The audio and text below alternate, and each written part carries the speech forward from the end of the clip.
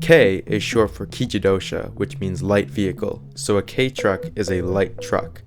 They have exploded in popularity in America recently because they are being imported from Japan in huge amounts.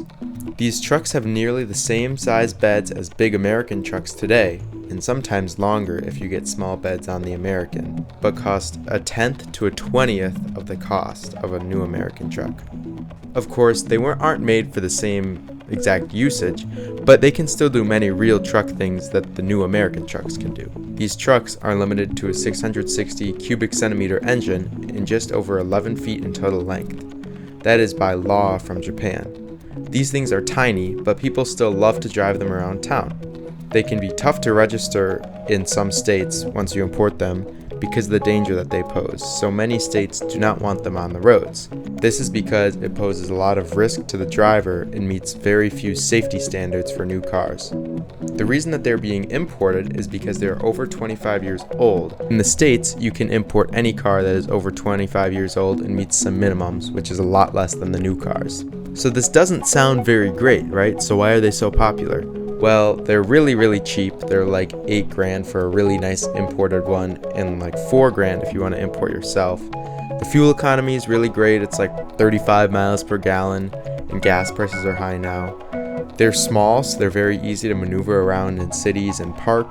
They're super simple. Most of them had carbs and are easy to work on with your own tools. And they honestly just look kind of cool and they're a cool flex to your friends and family and are fun to drive. Some features or interesting facts of these is that many of them came in four-wheel drive. They were all right-hand drive. They usually maxed out at about 75 miles an hour, and these things were really slow to get up to speed on the highway. 0 to 60 time was usually about 15 seconds, so really slow for normal city driving.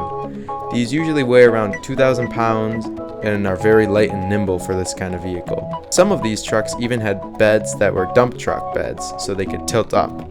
Now, of course, the dump trucks can break, but it's still very cool to have. The Subaru Sambar even came with a supercharged engine in some versions. These made a whopping 55 horsepower and were fuel injected.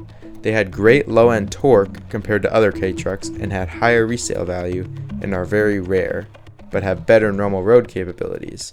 Now, there are downsides, of course, as they were more prone to overheating, harder to find parts, and sometimes more prone to oil leaks, and are complex. I'll leave some links down in the description to some auction sites if you guys want to check these out, and thank you for watching.